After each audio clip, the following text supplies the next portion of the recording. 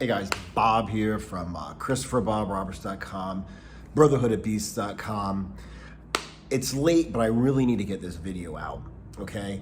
I talk about like the, components of masculinity, the tenets of masculinity. You have to be dangerous, you have to be sexual, you have to be an inspiration, you have to be determined to live a life that you design. But like the absolute most important aspect of true masculinity is and always has been to be dangerous, okay? And I'm going to talk in other videos about what it means to be dangerous and how to become dangerous. But at the end of the day, if you're in a dangerous situation, the capacity for violence is all that's going to be able to protect someone who depends upon you for help, okay? If you're in a violent situation, the most violent person wins and everyone else loses. So if someone you care about is in a dangerous situation, a violent situation, it is only your capacity for violence, your dangerousness, that is going to be able to save that person. And today I specifically want to talk about how the police cannot help you, okay? The reason why is because I was just watching a video with my Officer Tatum, excellent channel. You gotta check the guy out. And he was talking about what happened with this shooting recently at was it the Kansas City Super Bowl celebration. I mean, I know more about the shooting than I do about the Super Bowl, honestly. But basically, the bottom line was there were civilians there, okay, non-police, non-law enforcement individuals who really were like the legitimate first responders. They responded before the first responders actually responded, okay? And they were the ones who saved lives. Now, I just want to say I love police, okay? When I was a kid, I was training in martial arts. Obviously, police were interested in that kind of thing, especially Hapkido, which has a lot of holds, a lot of restraints. So, I knew police officers from when I was younger, okay? MPs get a lot of shit in the Army. You can't spell wimp without MP. But the fact of the matter is, after I got out of the military, I worked for a security company that worked with the American military. So I had to do with the MPs. I was in Germany, I had to do with the Polizei. I love law enforcement, but the fact of the matter is, the police cannot protect you. Police cannot save you. When it really comes down to it, the police serve basically like two functions. They're like a deterrent, like a show of force. I don't want to do a crime because there might be a cop there where the cops might catch me, so it's like a show of force, and basically also kind of like to clean up after something happens, okay? So first of all, I'm just gonna go ahead and explain, my first, my first time that I explained this was to a girl I was dating when I was in Germany. And I've said this before, the Germans, since the war, are very passive. They're the ones who really didn't do anything in the Gulf War. They sent some chemical warfare specialists to somewhere near Kuwait or whatever. And, they basically gave money to, the countries that actually sent soldiers, but they didn't really do anything. They're the ones who wanted to send helmets to Ukraine instead of guns. They're very passive. They're very afraid of being labeled as Nazis. So they're very, very passive. They're very social, social medicine, very, very nice people. And my girlfriend was a very nice person among nice people, and I was like, hey, you gotta, I need to know how to fight. I do know how to fight. I need to stay in shape. And she's like, oh my God, violence is evil. Guns are evil. Everything's evil. Martial arts are evil. Fighting's evil. They're like, well, what are you going to do if you're in a situation where shit goes sideways? And she's like, well, the police will take care of it. It's like, okay. We were living in, we call it a townhouse, basically the owner lived in the bottom floor, then the owner's sister lived, they were both, widows or whatever, the next floor, and then we lived up at the top floor. And I'm like, all right, so basically I'm a bad guy. You're standing right in front of the window of the landlady, and I start stabbing the shit out of you. Now, let's say she hears that. Okay, you scream or I scream or it's loud. She actually hears that. I mean, she'll probably shit herself and be afraid to look out the window. But let's say she looks out the window and she's brave enough to look out the window and call the police. All right, I've already stabbed you 12 times. If you know how to stab a person, like, you will end their shit immediately, like within a split second. You'll stab them underneath the ear or at the level of the earlobes, you know, behind the back of the neck. You will separate their, you know, where the spine and the brain kind of like, you know, merge together. You just separate that shit and it'll be over immediately. But even if you suck, if you hit, you know, a major organ, you know, like I said, I could stab you 10 times probably before your landlady even knows that you're being stabbed. Okay, so you're already fucked. Then she needs to go ahead and call the police. Oh, what's going on? What's the address? Da, da, da. We're going to send somebody. Then they have to, okay, well, let's go ahead and send somebody. And then by the time somebody gets there, it's like, I've already stabbed the shit out of you. You've died. I'm still stabbing you to make sure you're dead. Take the knife, clean it off on your clothing because I don't want to get my clothing dirty, and I just walk away. Okay? You're fucking dead. By the time you get there, unless I really suck as an assailant, you're fucking dead by the time the police show up. And I'm gone. You know, oh, you're going to go to jail. Okay. I don't want to talk about like the German jail system. Basically, you know, you go to jail longer in Germany if you do like tax evasion than if you murder a person. But the fact of the matter is, maybe they catch me. Maybe I go to jail. You're still fucking dead. Okay? And it's not the police's fault. Like I said, they're basically a show of force. And they're basically to clean shit up after something happens. You know, let's go ahead and send detectives and CSI and whatever else and, you know, find the person who did this, but you're still dead. The job of the police is not to protect everyone. They cannot be everywhere at the same time. You know, so the bottom line is, you know, that's, and I'm going to go ahead and give you a couple like real examples. Like, I was a bouncer in Germany for a long time, okay? In places where there was a lot of shit going down.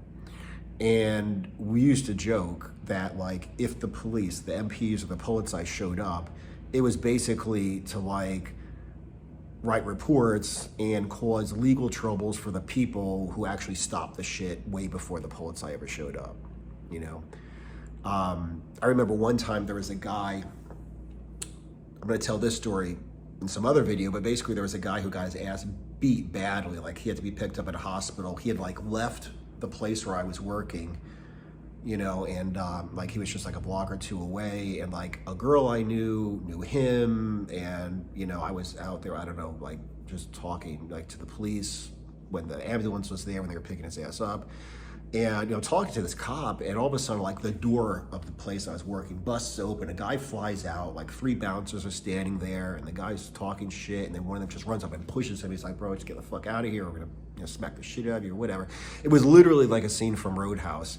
And this old cop is just like looking, like staring. He's like, damn, like, if it wasn't for you guys, we would have a lot more to fucking do here. You know, we'd have a lot more we'd be a lot more busy here. Because that's like the way it is. You know, there has been some massive, massive fights that I was involved in as a bouncer. In that very place, the first night that I worked there was a huge fight. You know, GIs acted fucking stupid. It was an army town in Germany. They were acting fucking stupid. Massive fucking fight. All the bouncers got involved. That means all the Joes got involved. It was actually a biker place. The biker gang, the local biker gang, was on the bouncer side. Like, they were fucking cool with us. So basically it was like all the bouncers, all the bikers, and some of the GIs that we were cool with against like a bunch of asshole GIs because one guy fucking hit a bouncer. You know, I got the shirt torn off my back, I had blood all over me, fucking a little bit of my blood, fucking a lot of other people's blood. You know, it was a fucking mess. And you know, like I said, I mean, it was, the whole parking lot was full of fucking people throwing the fuck down. The Polizei drove past, realized that those 2 guys in the car ain't gonna fucking do shit, like they're fucked. MPs showed up, realized they're not really gonna do shit, so they left, and then they came back with like a ton of motherfucking MPs, you know, like somebody brought like dogs and shit, you know. It was like a ton of motherfucking MPs. Courtesy Patrol, if anybody remembers that, showed up. Basically the bottom line is we threw the motherfuck down. And like I said, it was pretty much over by the time, you know, the Polizei, the MPs showed up, and by the time the MPs showed up in force, like capable of actually doing something in this massive goat fuck of everybody throwing the fuck down, by the time they actually showed up with reinforcements, people would have been beaten to death, stabbed to death, and everything if it wasn't for good guys who could fight. So basically that's what I want to say, you know, like, you know, you need to be fucking dangerous. And I'm going to go ahead and talk about so many levels, everything from situational awareness, you know, just seeing a bad situation and avoiding it, getting out of it, reacting to it, preparing for it, preemptive strike, like I know this guy's going to attack me, so I'm going to nail him first, you know, I'm going to know if the guy has a weapon or whatever because of my situation awareness, all the way through being a hard target, you know, being in shape, being dangerous, just having confidence and being in shape. People are less likely to fuck with you, you know, killer instinct, dealing with fear, pain tolerance, you know, dirty street fighting techniques, not sports fighting, but dirty street fighting techniques, incorporating those techniques into the more practical elements of, you know, grappling and striking and stuff like that.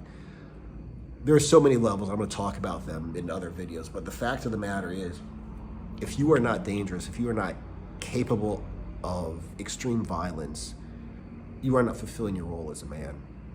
Because I'm going to tell you right now, if, you know, somebody thinks you're an easy target, they run up and they fucking, you know, smack you around and fucking rape your wife, it's like, yeah, call the police. They'll show up at some point and they'll take DNA. Maybe they'll catch the guys. Maybe they'll go to jail. Maybe the Democrats will let them go. And for the rest of your life, you're going to know that you spent your life on the sofa eating potato chips and watching Netflix, and because you didn't get your ass into the gym and you need a couple steaks instead of potato chips, your wife got raped right in front of you, couldn't do a goddamn thing. Or maybe you were just scared. Because if you're scared to put down the beer, scared to put down the donuts, scared to fucking get to the goddamn gym, you know, you're gonna shit yourself when fucking somebody who's a really bad motherfucker shows up and tries to do some violence. So, like I said, I mean, if you can live with that, I'm gonna say it right now, you're not a man. If you think this is a fucking joke, I'm gonna say it right now, you're a motherfucking child. The fact of the matter is, a man needs to be fucking dangerous because the police cannot protect you. By the time the police show up, it's all over. You know, the people who are dead, dying, critically injured, already happened. The people who aren't, they're probably gonna be okay whether the police show up or not. So, like I said, if you're some fucking piece of shit motherfucking pussy who thinks that you don't need to be dangerous and that the police are gonna take care of you, you're the father, you're the husband, you're the neighbor, you're the decent human being who sees somebody getting beaten up who needs help. It's your motherfucking job to be fucking dangerous. It's your motherfucking job to have put the work in advance, to harden your body, to harden your mind, to have all the mental and the tactical attributes you need to be able to be extremely violent and effective. And like I said, to train, you know, enough techniques and to be good enough at them to fuck a motherfucker up. And this is not my opinion. This is not a debate. You are not a man if you're not capable of violence. And if you think somebody else is going to do your job.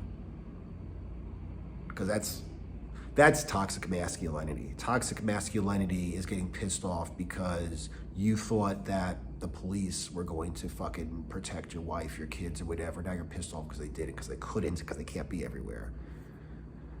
That's toxic masculinity.